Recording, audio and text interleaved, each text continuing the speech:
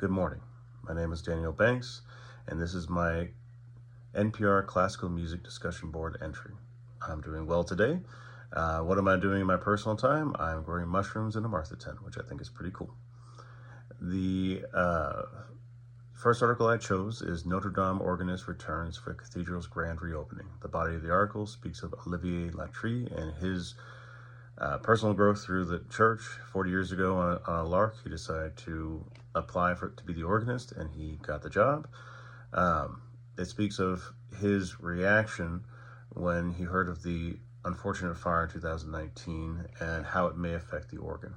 It elaborates on the history of the organ, the fact that it has been in place since 1730, with some of its the organ piping being there since the 14th century, which I think is really, really cool. It speaks of how he was saddened to hear the fire, but then delighted to hear that the organ had not been harmed. He and church officials spent many, many months working at night during construction.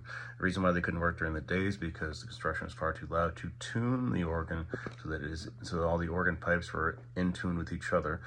And he speaks of how through that he was able to not only get the sound back to where it was, but to a better quality. Now, because the fire happened in the church, everything had to be cleaned.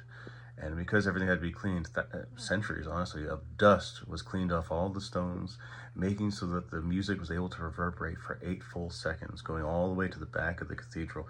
He said it was one of the most beautiful things he ever heard in his life. I remember being, as a child, my parents, who were Army children, and they got to travel the world, wanted me to see the world as well. So in 7th grade, when I was 12 years old, I was able to go on an excursion to Europe, and one of the places I got to go to was Notre Dame Cathedral, and I got to hear that organ. I remember the fact that I wasn't a Christian at the time, a sense of need, and when I would walk into those famous and old buildings, and I remember feeling that music that came from the organ, I was lucky enough to hear it, touch my soul in a way that I'm so glad that future generations will be able to hear for time immemorial, hopefully. It did pain me to hear that it was, that the church was on fire, and I was worried about what might happen to it and its future. It is, I would say that the moral of the story should be that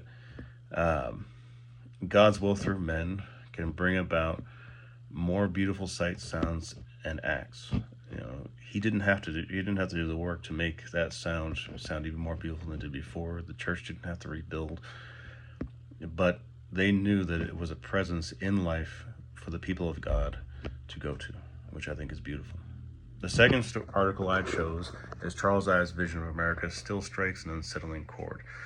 Charles Ives has been described as an unconventional composer of music, mixing beautiful, soft, and delicate notes with broken melodies, combining sometimes Beethoven's Fifth or sounds of the hymnal, bringing in the sheaf.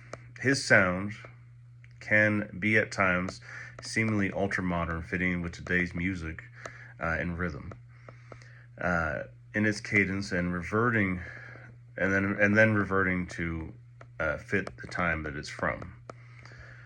He was known for being optimistic but messy, always falling apart at the seams. Its sound is thought to be a reflection of America and how it must muddle through its faults, striving to become better. Now, as someone who is a big lover of this country and a big lover of finding my own faults, I understand where that's coming from. It's something beautiful that you can kind of build yourself up into. The disjointed nature is like life. When I listened to his music for the first time, which was today, I couldn't help but be reminded of Miles Davis.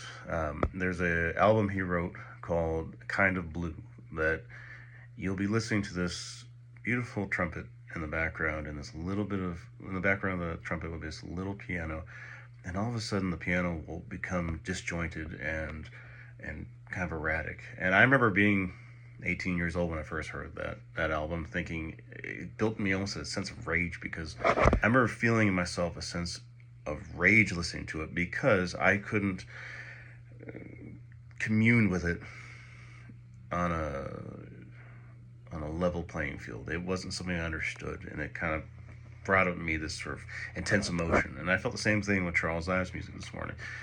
Its irregularity and unusual nature really did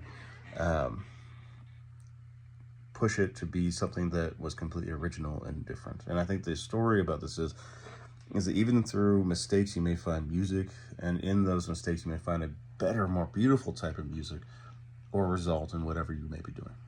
Thank you so much for joining me, and I hope you have a wonderful day. Have a great day. Bye-bye.